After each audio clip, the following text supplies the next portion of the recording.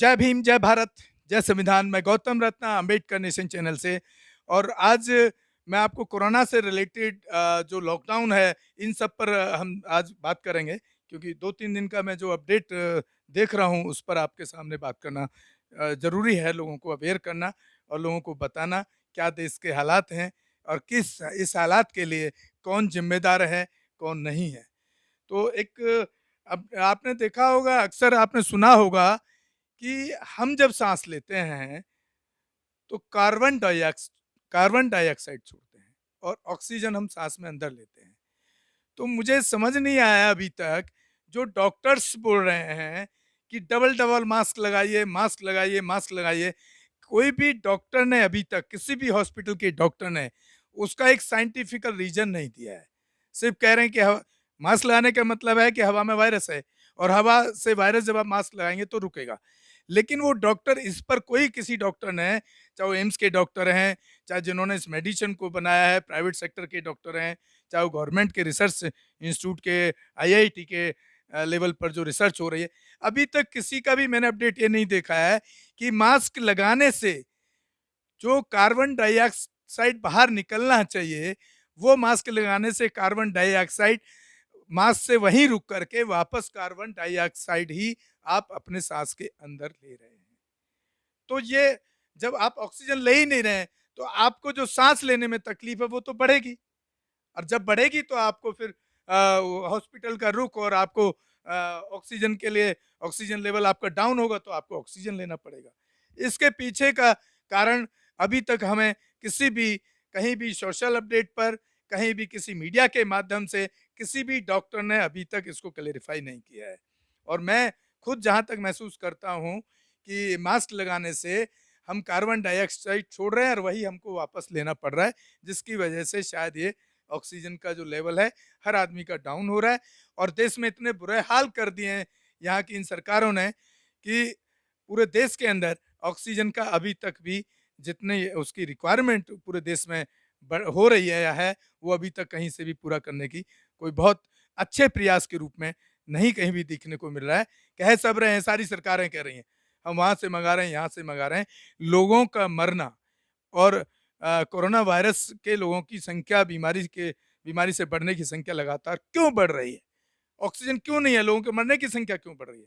बीमार होने की संख्या क्यों बढ़ रही है? इंजेक्शन आप इतने दिन से कोविड का लगा रहे थे, तो वो कम क्यों नहीं हो रहा है? मुझे समझ नहीं आ रहा है कि इस पर कितनी सच्चाई है, कितने एक्सपेरिमेंट इस पर किए गए हैं, कि जिससे ये समझ नहीं आ रहा कि जब आप इतने दिन से कोविड का इंजेक्शन आपने देना शुरू कर दिया, जिसको आप कह रही है सरकार कह रही है कि नहीं, वो बहुत काबिल है और बहुत इस बीमारी को बढ़ने से रोक रहा है, तो फिर भाई आपके आंकड़े क्यों बढ़ रहे हैं? सवाल ये भी है। तो इस पर भी कोई किसी भी बड़े इंस्टीट्यूट, बड़े डॉक्टर्स का कुछ भी अपडेट नहीं है। और दूसरा, जो इस कंपनी की दवाई बना रही है, उसने एक कुछ इस पर 25% का डिबेट दिया है।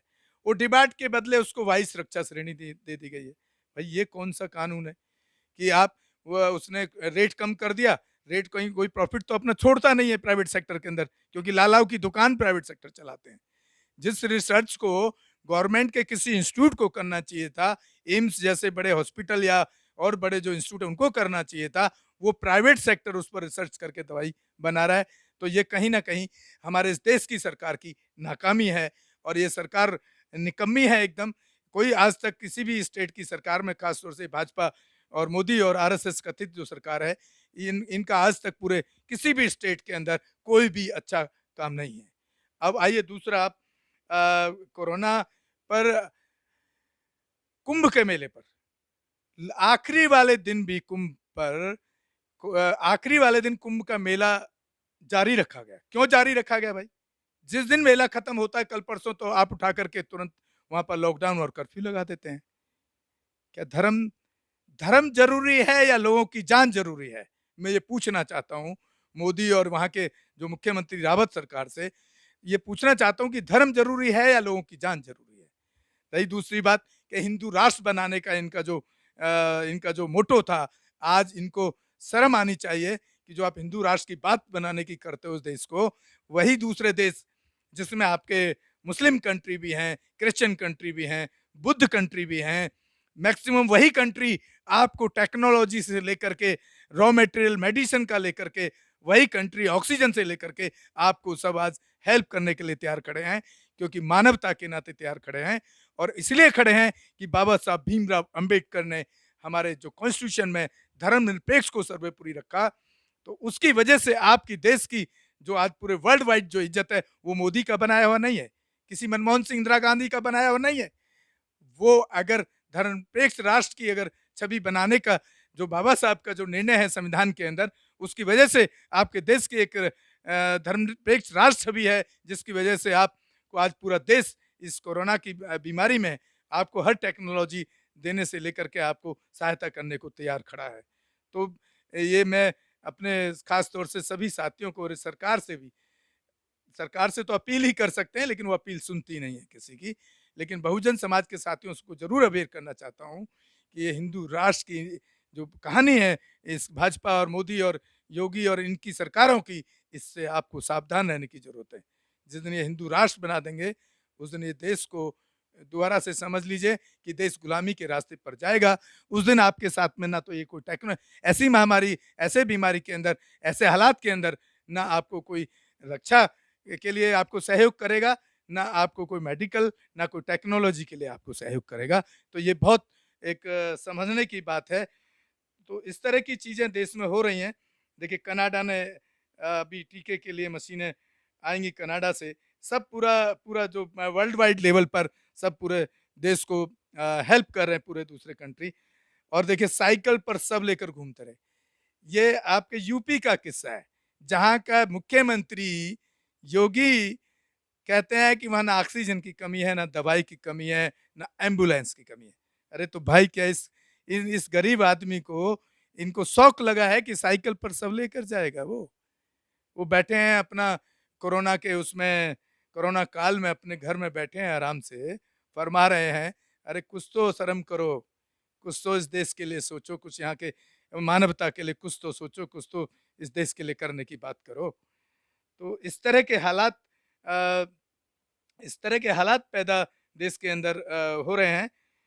अब कोर्ट पर आते हैं, high court, Madras high court, Delhi high court, Lucknow high court, Uttaranchal की हाई कोर्ट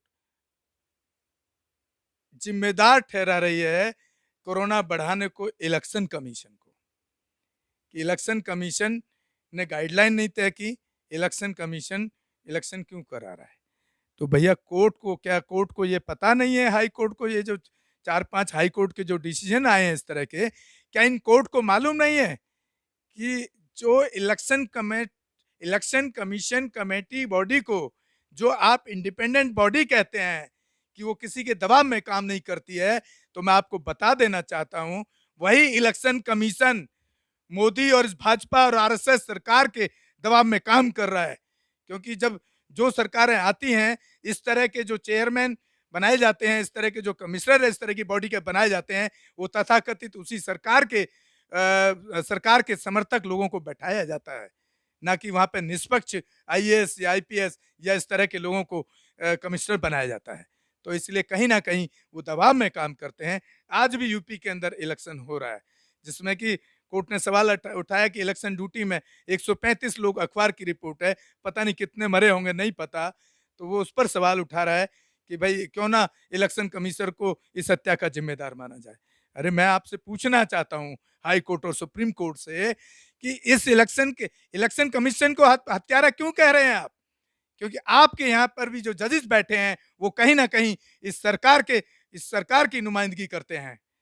नहीं तो इस हत्या के लिए जिम्मेदार जो वहां की सरकार है, वहां के जो मुख्यमंत्री हैं, जो ज्यादातर भाजपा के हर स्टेट में सरकार है, और जो केंद्र में जो भाजपा की सरकार है, जिसका मोदी देश के प्रधानमंत्री हैं, सर्वे सर्वा हैं, उनके सुप्रीमो हैं, वो हत्या के लिए, उनको हत्या के लिए जिम्मेदार कोर्ट क्यों नहीं उन पर सवाल कर रहा है कि वो हत्या के लिए जिम्मेदार हैं?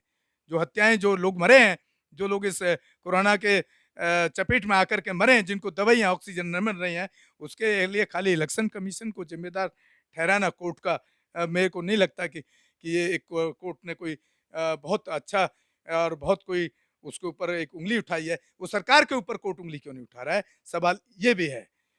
तो ये कहीं ना कहीं आप मतलब इतनी बड़ी जो त्रासदी देश के अंदर हो रही है, तो ये इसके पीछे कहीं न कहीं सरकार की लापरवाही है। जहाँ तक बात रही अभी संघ के नेता ने पूछा कोरोना में कहाँ है दिल्ली बीजेपी? देखिए अब संघ, क्योंकि अब उनको दिल्ली में एक एमसीडी का इलेक्शन आने वाला है। तो जब लोग मर रहे हैं तो उनको पता है कि एमसीडी इलेक्शन में भाजपा का बहुत बुरा हाल होने वाला है, क्योंकि उपचुनाव में भी उनको एक भी सीट नहीं मिली। 5 में से 4 आप पार्टी जीत गया, 1 कांग्रेस जीत गया, 1 भी नहीं मिला। तो देखिए वो कितना पीड़ा उसको आरएसएस को हो जाती है। वो इलेक्शन के लिए होती है, लोगों के मरने के लिए पीड़ा नहीं होती, क्योंकि उनका मकसद तो सिर्फ एक ही है कि लोग मरें या जनसंख्या कम हो, लोग जिएँ या ना जिएँ या लोगों का उत्पीड़न होता रहे। खासतौर से एससी, एसटी और महिलाओं का उत्पीड़न कोरोना काल के अंदर, इस कोरोना में जब लॉकडाउन के बीच में उन लोगों का कितना उत्पीड़न आपने देखा है। और अभी भी हर आए दिन कहीं बाबा साहब भीमराव अंबेडकर के स्टैचू तोड़े जाते हैं, कहीं दलित को मारा जाता है जाति के नाम पर, कहीं अल्पसंख्यक माइनॉरिटीज के लोगों को मारा जाता है। तब ये आरएसएस को नहीं दिखता कि देश के अंदर अत्याचार हो रहे हैं। इनको जब इलेक्शन आया है एमसीडी का, तो वो सवाल बीजेपी से कर रहे हैं कि बीजेपी कहाँ है कोविड में? तो भाई इनको तो राजनीति का जो सुख है वो भोगना है, उसके लिए आवाज़ उठाते हैं। मुझे नहीं लगता कि ये लोग देश के लिए किसी तरह की आवाज़ उठाने का काम ये आरएसएस किसी तरीके से भी लोगों के लिए कहीं एक कुछ ऐसा काम करता होगा या करता है। तो इस तरह की चीज़ें देश में हो रही हैं, तो मैं समझता हूँ कि जो हाई कोर्ट और ये इस तरह के जो डिसीजंस आए हैं, उनको इन सरकारों पर, और वो केंद्र की सरकार हो चाहे स्टेट की सरकार हो, उनको इन मौतों के लिए और इस तरह के लोगों की जो जानें गई हैं, उसके लिए इन सरकारों को ज़िम्मेदार ठहराना चाहिए। इसी के साथ मैं विदा लेता हूँ। जय भीम, जय भारत। गौतम रत्ना। बुद्धं शरणं गच्छामि। अंबेडकर नेशन चैनल आर्थिक समस्या से गुजर रहा है।